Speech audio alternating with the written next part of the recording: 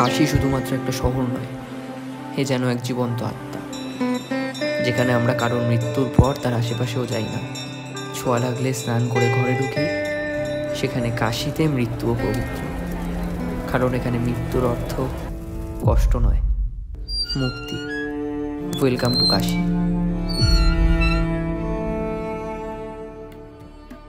কুলি কুলি উঠছে, কুলি কোলে কোলে কোলে লাগবে কোলে। যেমনটা তোমরা জানো, কাশী আমি এর আগেও এসেছি, কিন্তু কাশী আমার জন্য বাকি 5টা ট্যুরিস্ট ডেস্টিনেশনের মতো নয়। আমার কাছে কাশী নিজেকে খুঁজে পাওয়ার একটা স্থান। এবারও এখানে আসার কারণ জীবনে আরও একটা নতুন শুরু, আরও অনেক প্রশ্নের উত্তর উদ্ধার। প্রথমবার কাশী থেকে বাড়ি ফেরার পরেই আমার মনে হয়েছিল আমি আবার কবে যাব। এখানকার শান্তির গঙ্গা আরতি হোক অথবা মণিকর্ণিকা ঘাটের হাওয়ায় মিশে থাকা হাজার হাজার শেষ হয়ে যাওয়া জীবনের ছাই, সব কিছু আমায় জীবনের কোনো না কোনো অধ্যায়ের উত্তর দিয়ে যায়। যদিও জানি না এবার কতটা ব্লগ করতে পারবো, কিন্তু আবার বেনারস চলে এসেছি, আর এবার আমার সাথে কিছু প্রাণীও আছে। তো এখন আমরা আছি নামো ঘাটে, যেটা আগের বছর এসেছে। আমি কি বোকা না, আমি আবার সেম জায়গাগুলো ঘুরছি এদের জন্য, আর কারণ একা এসেছিলি। তারপরে ওরা বোঝে না যে কত ভালো বন্ধু আমি। ভালো মানুষের দাম কেউ দেয় না ভাই আজকাল। ভালো মানুষ স্বীকার তো করলি, তাহলেই হলো, আর কি, এতেই আমি খুশি।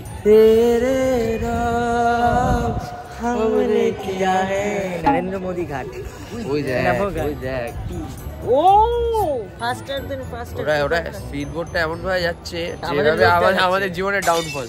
এবার কেসটা হয়েছে, শুভমদার কাছে পিৎজা হাটের কুপন আছে, আর এখানে পিৎজা হাট রয়েছে, আমরা এই যে পিৎজা খাবো, কিন্তু পিৎজা হাটের পিৎজা তো ভালো না, একদম ভালো না। এবার তাও কুপনটা রয়েছে, ইউটিলাইজ করে নেবো, ইউটিলাইজ করবো, কিন্তু ব্যাপারটা হচ্ছে আমাদের কাছে হাতে তো বেশি সময় নেই, তখন আর পিৎজা হাট থাকবে না, পিৎজা হাত হয়ে যাবে। খুব বাজে জোক। হ্যাঁ, অন হয়েছে, আমি সব অন করি রে, আমি সময় মতো অন করি আর আমায় সবাই অফ করে দিয়ে চলে যায়। অভিষেক আমাকে এই চশমাটা গিফট করেছে, তো বন্ধুরা বলো কেমন হয়েছে। চশমাটা কত টাকা কিনেছে? সোনা বন্ধুরা, আমি 80 রুপিসের চশমা, 30 টাকার চশমা 80 টাকা দিয়ে কিনেছে। ব্যাপারটা হচ্ছে আমার চশমাটা হাইজ্যাক করে নিয়েছে রাহুল, আমি দিয়ে দিচ্ছি ভাই, গিফট করেছি। গিফট বলেছিলাম, নিজের জায়গা নিজে নষ্ট করেছি ভাই। তো এই মুহূর্তে আমরা আসি তুলসী মানস মন্দিরে, যেটা আগের বছর ভালো করে এটা হিস্ট্রি কি আছে সবকিছু আগের বছর বলেছিলাম। এবার শুধু ঘুরতে এসেছি। দুর্গা মন্দিরে গেছিলাম, ওখানে ক্যামেরা অ্যালাউ নেই, তো আমরা ভিডিও করি না। খুব ঠান্ডা লাগছে এখানে, খুবই ঠান্ডা, আর আমরা জাস্ট শার্ট পরে বেরিয়ে গেছি। বুঝিনি তো এতটা লেট হবে, বাট লেট হয়ে গেছে। এই মন্দিরটা খুবই সুন্দর, আমি তো দেখেছি এর আগে। ওরা দেখবে, ওদের মন্দিরের রিভিউ দেবো।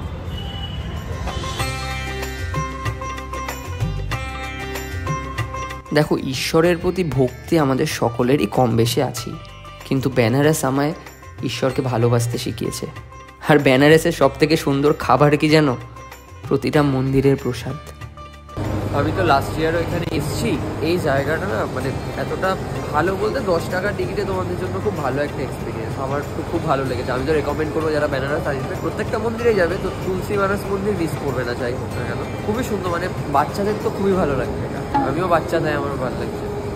আগের বার যখন এই চিদেব মন্দিরে এসেছিলাম তখন খিচুড়ি খেয়েছিলাম। আমি ওদের বলেছিলাম যে খিচুড়ি পেলে ভাই খাবো, ঠাকুরের প্রসাদ এমনি ভালো লাগে, বাট এবার পেয়েছি হচ্ছে সুজির হালুয়া। বাট হেভি খেতে না, হেভি খেতে।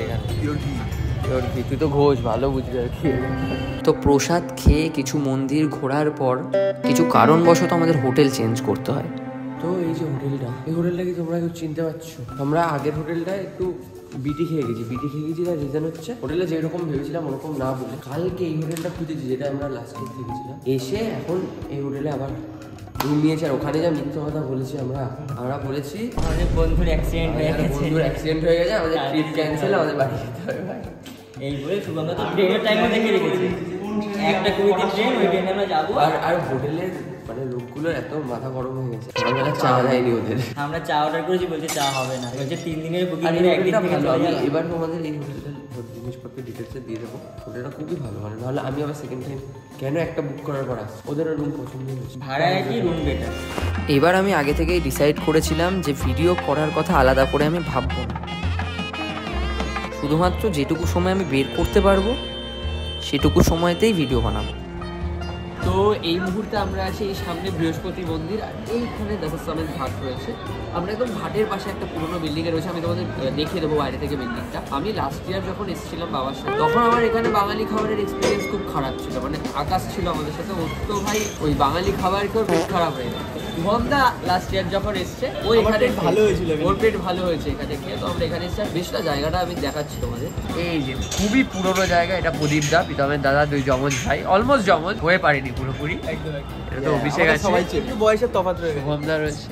এই পুরো একটা বাড়ি, সে আগেকার দিনের যে বাড়িগুলো হয় মন্দির বাড়ি টাইপের, সেটা ব্যালকনি। ওই আমরা যে কলকাতায় পাইস হোটেলগুলো দেখি না, মানে এখানে তুমি ননভেজও পাবে, আমরা ভেজই খাচ্ছি। আমরা এই যে খাচ্ছি, এখানে ভাত আছে, ডাল আছে, সবজি আছে, আরও একটা চচ্চড়ি আছে, তারপর আরও অনেক কিছু রয়েছে। আর টেস্ট খুব ভালো, খুবই ভালো, মানে বাঙালি খাবার মনে হচ্ছে। লাস্ট ইয়ার আমি যখন গিয়েছিলাম তখন বাঙালি খাবার মনেই হয়নি। এই জায়গাটার নাম হচ্ছে তোমার কি বললো, দাসাসামেদ বোর্ডিং হাউস, বুঝলো? দাসাসামেদ বোর্ডিং হাউস, তার উপরে প্রপার আলাদা করে রেস্টুরেন্ট কিছু না, এখানে থাকাও যায়, প্লাস খাওয়া দাওয়ার ব্যবস্থা রয়েছে। তো আমরা থাকি এখানে নিই, বাট এখানে খাচ্ছি। খাবার দাবার খুব সুন্দর। যাওয়ার সময় বাইরের লোকেশনটা তোমাদের আরেকবার দেখিয়ে দেবো। আমরা খেয়ে দিয়ে এখন এই গাজুলিয়া থেকে হোটেলে যাচ্ছি, একটু রেস্ট নেবো, তারপর কালভৈরব মন্দিরে পুজো দিতে যাবো। এবার আমাদের না মেনলি প্রীতমকে শাড়িওয়ালা ধরেছে, হাত ধরে টেনে নিয়ে যাচ্ছে, ওকে আজকে শাড়ি পরিয়েই ছাড়বে ভাই। হাত টেনে নিয়ে যাচ্ছে ওকে, আজকে তোমার শাড়ি পরিয়েই ছাড়বে। তো এখন বাজে বিকেল 4:30, আর এখন আমরা যাচ্ছি হচ্ছে কালভৈরব মন্দিরে পুজো দিতে। লেট হয়ে গেছে একটু, এতটা লেট করা ইউজুয়ালি উচিত না যদি সন্ধ্যেবেলার আরতি দেখতে হয়। তো দেখা যাক, আমরা তাড়াতাড়ি সবকিছু করার চেষ্টা করবো। আশা করি লাইন হবে না, বাট যদি লাইন হয় দেন টাইমের গড়বড় হয়ে যাবে। এই বাবা মায়ের সাথে আসা আর বন্ধুদের সাথে আসার মধ্যে ডিফারেন্সটা কোথায়? বাবার সাথে যখন লাস্ট ইয়ার এসেছি সবকিছু টাইমে, যদি আমাদের 3টে বেরোনোর কথা থাকে আমরা 2:55 সবাই রেডি, আর আজকে আমাদের 3:30 বেরোনোর কথা, আজকে 4টে, এখন 4:30 বাজে। হ্যাঁ, কেউ ওঠেনি না ভাই, সবাই মিলে লেট করেছি। ওই আমি সবার কথা বলছি আর কি, লেট হয়ে গেছে, যেটা ভুল। লেট হয়ে গেছে কেন? লেট হয়েছে কি ঝামেলা? তো মারবি তুই, মার ওকে একবারে মণিকর্ণিকায় দিদি। হ্যাঁ তুই করেছিস, কি লেট করেছিস? বলেছিস ফোন নিয়ে টাক টাক টাক টাক পরে কথা বলছি। আমরা চলে এসেছি কালভৈরব মন্দিরের সামনে। এবার একটা জিনিস আমি লাস্ট টাইম এসে বুঝেছি, সেটা হচ্ছে বেনারসে একবার যদি বিকেল 3টে বেজে যায়, তারপর ভাই অটো ফটো বাদ দাও, পায়ে হাঁটো, আদারওয়াইজ উবের মোটো ফটো কিছু একটা করে নাও, বেটার। অটোতে করে যতক্ষণে আসবে ততক্ষণে আমরা বাড়ি চলে যাবো। পায়ে হেঁটে একটু পাটা ব্যথা হবে, বাট তোমার সময়টা অনেক বাঁচবে, অনেক মানে যেটা 1 ঘন্টা 10 মিনিট এরকম ডিফারেন্স।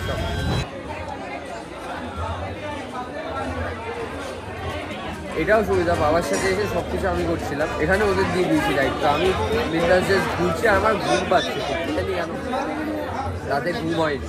এর জন্যই বলে যে বাবা মা ফ্যামিলির সাথে বেরোলে সাফার হয়, সাফার মানে ঘোরা, আর বন্ধুদের সাথে বেরোলে সাফার হয়। আমরা লেট, এখন এত পরিমাণ লাইন, লাস্ট টাইম এত লাইন তো দেখিনি, এর 10% লাইনও ছিল। তো দাঁড়িয়ে থেকে আসবার তুমি শুনেছি কার জন্য হয়েছে? বাবার জন্য হয়েছে। ওই যে অভিষেক সবার আগে এগিয়ে গেছে ভাই, আমি সবসময় ভুল পথেই আসি। এই পাশে ঢুকেছি, এই লাইনটা পিছিয়ে গেছে। এটা টানছিল বেশি। এই যে আমরা চলে এসেছি বাবা শ্রী কালভৈরব।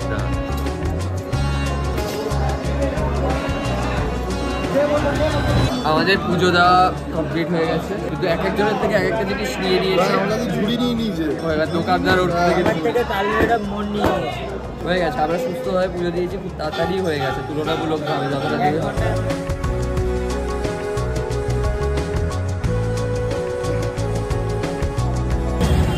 আমরা এই যে কাশি চাট ভান্ডারে খেতে এসেছিলাম এখন ভাই,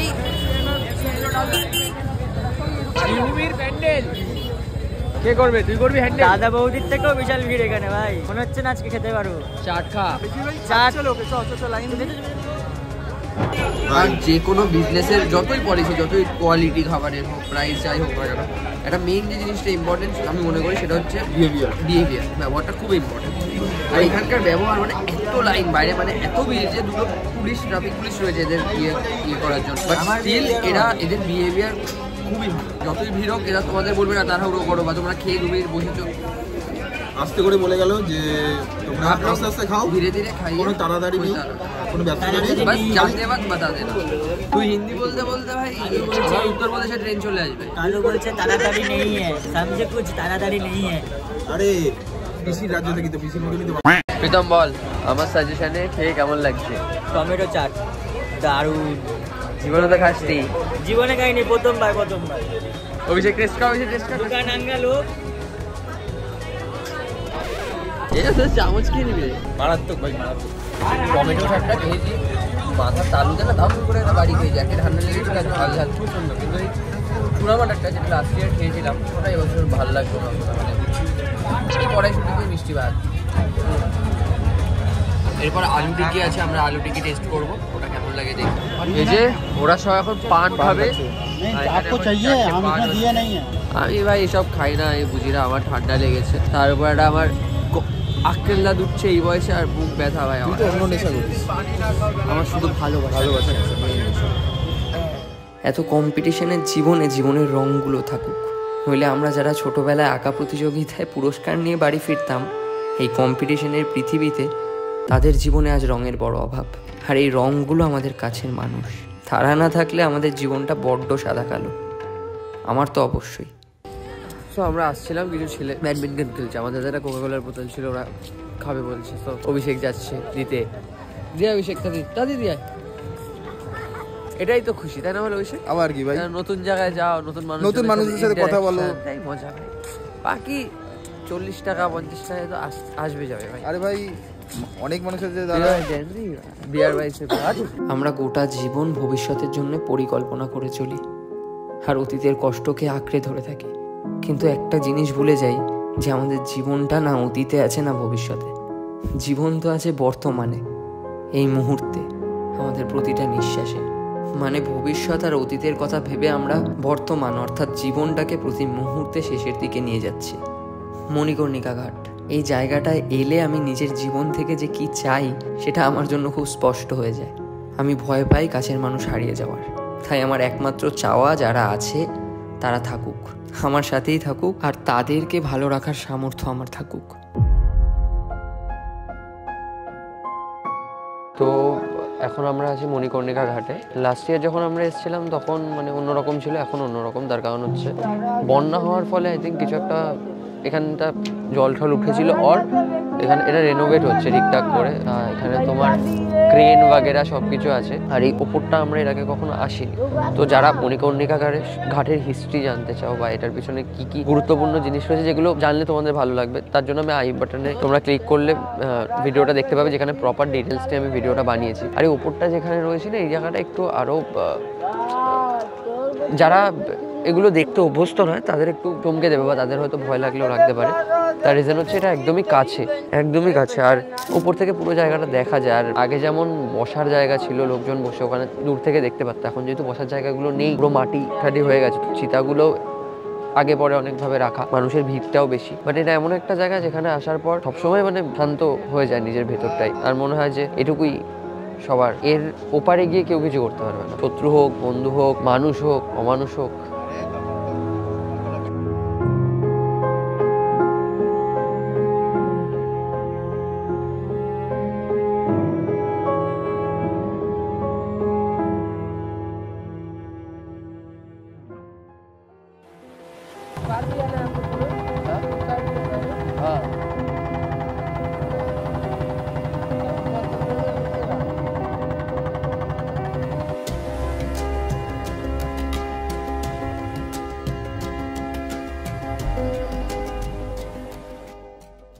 তো এই মুহূর্তে আমরা আছি বোটে, আর হ্যান্ড বোট। এই যে কাকু চালাচ্ছে, অভিষেক পেছনে রবার্ট ডি ক্যাপ্রিও সস্তার। আর আমরা অনেকক্ষণ ধরেই চড়ছি, আর ভালো লাগছে। আমার দাঁতে ব্যথায় কথা বেশি বলতে পারছি না বলে ব্লগও সেভাবে হলো না। এবার এই যে সুতম কথা বলছি কাকুর সাথে, আর এই যে ভিউ, যা ইচ্ছা খা, যত ইচ্ছা খা। শুভম দা কেমন লাগছে বল? এক্সপিরিয়েন্স অসাধারণ এক্সপিরিয়েন্স। চুম্মেশ্বরী रत्नेश्वरी मंदिर सामने चुम्मेश्वरी एक्सपीरियंस। তোর কেমন লাগলো? बहुत अच्छा लग रहा है, पहली बार आया है हम, बहुत ही अच्छा। আলাদাই পাবলিক, যারা হিন্দিতে কথা বলে তাদের সাথে বাংলায় কথা বলছে, এখানে হিন্দিতে কথা বলছে। অভিষেক हिंदी चलता है ना। তোর কি টেন পড়ে গেছে? দেখো এবার ভ্লগটা তো সেরকম ভাবে হলো না, কিন্তু আমি যা খুঁজতে এবার এসছিলাম সেটা নিয়েই কিন্তু বাড়ি ফিরছি। আর একটা জিনিস না বললেই নয়, একবারের জন্য আমি নিজেকে ওই মণিকর্ণিকা ঘাটের চিতাগুলোয় কল্পনা করে দেখলাম। যে আমার অবর্তমানে এই পৃথিবীতে বাবা মা বাদে আর কারোর জীবনই থেমে থাকবে না, হয়তো তোমাদেরও।